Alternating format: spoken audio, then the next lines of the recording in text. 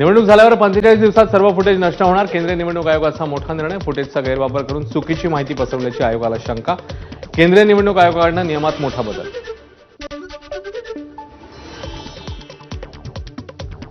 नाना पटोलेंचे निवडणूक आयोगासह महायुतीवर गंभीर आरोप. 45 दिवसात पुरावे नष्ट करण्याचा निर्णय संगनमताने. पंजाब हरियाणा हायकोर्टाच्या निर्णयानंतर तात्काळ निर्णय. पटोलेंचा काँग्रेसला काही झालं तरी रडायची सवय. नाना पटोलेंनी अभ्यास केला पाहिजे. भाजप नेते आशिष शेलारांचं पटोलेंना प्रत्युत्तर. मनसेच्या केंद्रीय समितीची निवडणूक बैठक संपन्न. बैठकीत दक्षिण मध्य मुंबईच्या विभागवार चर्चा. मनसे नेत्यांची, विभागाध्यक्षांची, शाखा अध्यक्षांची कार्यप्रणाली आणि कामकाजाबाबत बैठकीमध्ये आढावा. कुठल्या भाषेला विरोध नाही, पण त्या भाषेच्या सक्तीला विरोध आहे. आदित्य ठाकरेंची एक्स पोस्ट. मराठीचं महत्त्व कमी करण्याचं काम सरकारने केल्याचीही टीका. शिंदेंच्या बंडाच्या वेळी संजय राऊतांना गुवाहाटीला यायचं होतं, मात्र सर्व आमदारांनी विरोध केल्यानं राऊतांना घेतलं नाही, म्हणून त्यांची पोटदुखी होतीये. शहाजी बापू पाटील यांचा गौप्यस्फोट. रायगडमध्ये पुन्हा एकदा राष्ट्रवादी विरुद्ध शिवसेना घमासान. भरत गोगावले हेच पालकमंत्री होणार. सुनील तटकरेंच्या सर्व अघोरी विद्या बाहेर काढणार. आमदार दळवींचा गौप्यस्फोट. काँग्रेस आता नात्या गोत्याचा पक्ष उरलाय. अशोक चव्हाणांची टीका. अशोक चव्हाण यांनी अगोदर स्वतःकडे बघावं. कार्यकर्त्याला तिकीट न देता स्वतःच्या मुलीला निवडून का दिलं? रवींद्र चव्हाणांचा अशोक चव्हाणांना सवाल. आरोग्यमंत्री प्रकाश आंबेडकरांनी दिली कोल्हापुरातल्या ईएसआयसी रुग्णालयाला अचानक भेट. आरोग्य सुविधांच्या प्रश्नावरून आंबेडकरांकडून डॉक्टरांची झाडाझडती. आरोग्यमंत्र्यांसमोर 2 वैद्यकीय अधिकाऱ्यांमध्ये शाब्दिक वाद. दिलेला एकही शब्द सरकार फिरवणार नाही. कर्जमाफीवरनं मुख्यमंत्री फडणवीसांचं महत्त्वाचं विधान. योग्य वेळी कर्जमाफीचा निर्णय घेऊ. फडणवीसांची माहिती. इंदुमिल येथील डॉक्टर बाबासाहेब आंबेडकरांच्या स्मारकाचं काम सुरू. दिल्लीत राम सुतार यांच्या कार्यशाळेत पुतळ्याचं काम सुरू. विधानसभा उपाध्यक्ष अण्णा बनसोडेंनी घेतला स्मारकाच्या कामाचा आढावा.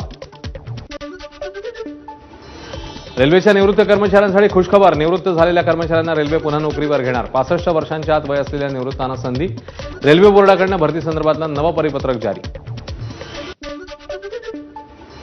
रेल्वेच्या रिक्त पदांवर नव्यांसोबत अनुभवी कर्मचारीही भरणार. रेल्वे बोर्डाकडून 25,000 कर्मचाऱ्यांची होती भरती. पे लेव्हल 1 ते 9 पर्यंतच्या पदांवर निवृत्त कर्मचारी भरणार.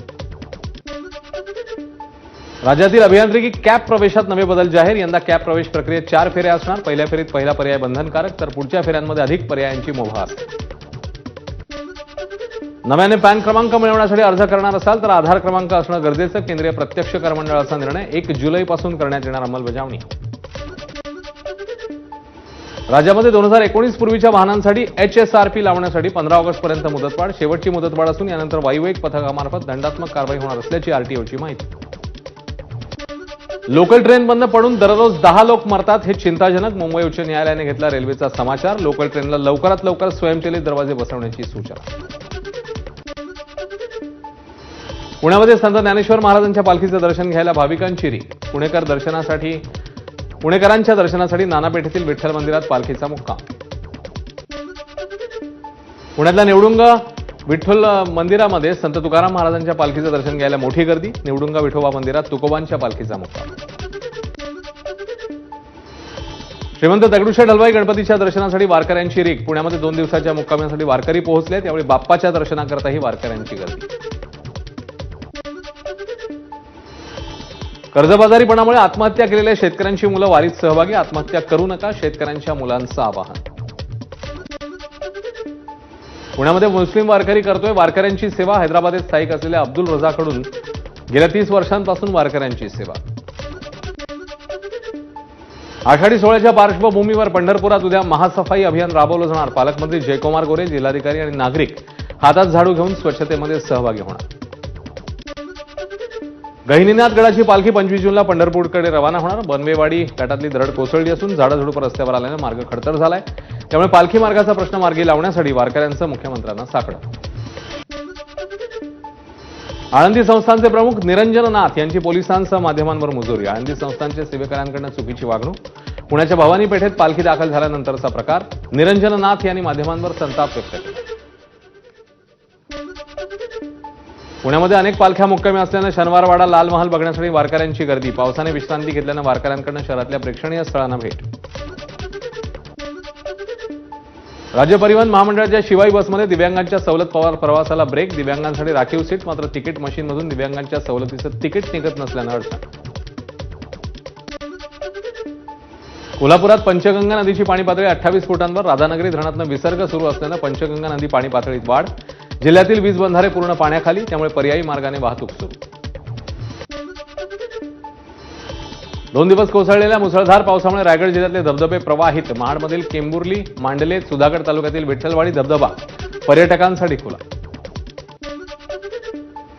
पुणे जिल्ह्यात पडत असलेल्या मुसळधार पावसामुळे चुलांगण धबधबा प्रवाहित. निसर्ग सौंदर्य बहरल्यानं नागरिकांची धबधबा बघण्यासाठी गर्दी. तळ कोकणात देवगडमधील न्हावणकोंड धबधबा प्रवाहित. निसर्ग सौंदर्य पाहण्यासाठी पर्यटक मोठ्या संख्येने दाखल. मुसळधार पावसामुळे धबधबा प्रवाहित. पुण्यातल्या खडकवासला धरण साखळीत एका दिवसात 1.5 टीएमसी पाणीसाठा वाढला. धरण साखळीतील 4ही धरणात 9.67 टीएमसी पाणीसाठा. मागील वर्षाच्या तुलनेत यंदा धरणामध्ये तिप्पट पाणीसाठा.